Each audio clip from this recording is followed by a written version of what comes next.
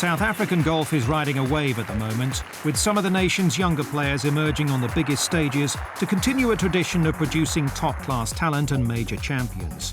Ernie has just won his 4th major at the Open, and last week we caught up with some of the large South African contingent at Lytham.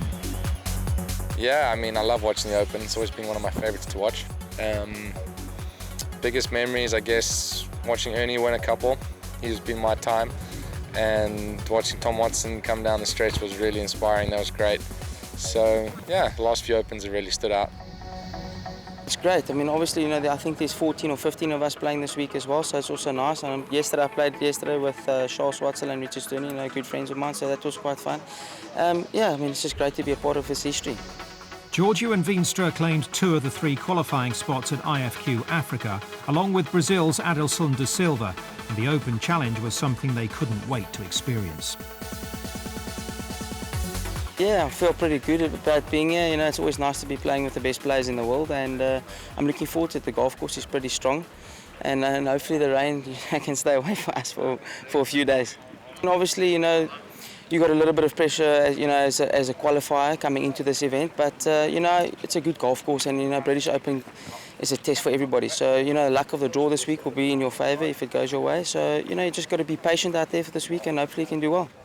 Over 170,000 spectators came to the Open, many watching the big stars, but others hoping to catch sight of the golfing greats who were there but not competing. One of those was Gary Player, who played his part in putting South Africa on the world golfing map, winning 9 major titles. I'm obviously very proud of all the young South Africans that are excelling at the moment, and there's a reason. South Africa probably has the best climate in the world.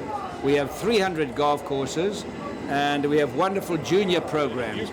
If you look at South Africa, we've won more major championships than any country in the world other than the United States post-war. Small country, half the size of Germany, and yet have won 23 major championships. It's quite remarkable.